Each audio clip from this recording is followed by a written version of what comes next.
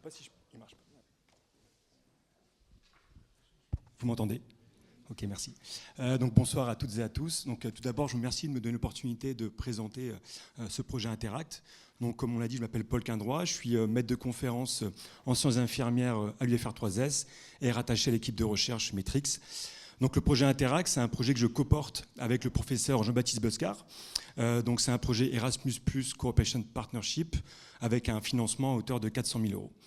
Et donc l'objectif de ce projet, c'est de former les futurs professionnels du CARE face aux enjeux interculturels et numériques.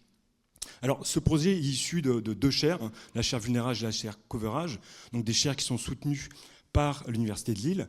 Donc, vous voyez à gauche hein, l'ensemble des partenaires lillois du projet Vulnérage, et puis à droite, les partenaires internationaux du réseau Coverage. Donc, comme il était souligné, hein, l'objectif, c'est de mettre en lien des chercheurs de la santé avec des chercheurs des SHS.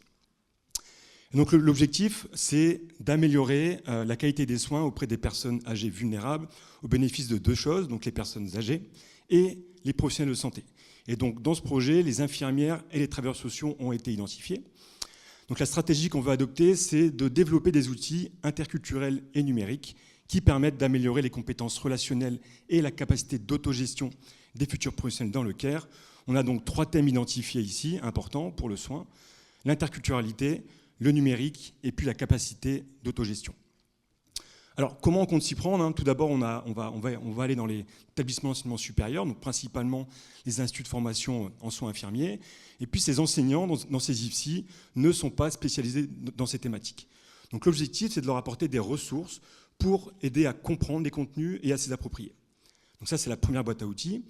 Ces formateurs n'auront pas forcément le temps non plus de construire des contenus pour aller les enseigner dans les IFSI. De ce fait-là, on va leur donner à disposition une deuxième boîte à outils qui va permettre de mettre à disposition les ressources pour la dispensation des cours.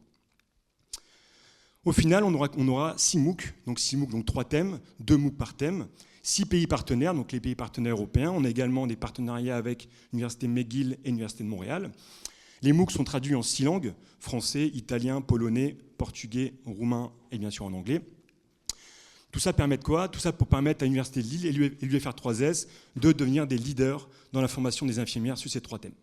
Donc leader à la fois international, vous avez vu avec les partenaires du projet, mais aussi au niveau national, puisqu'on a un autre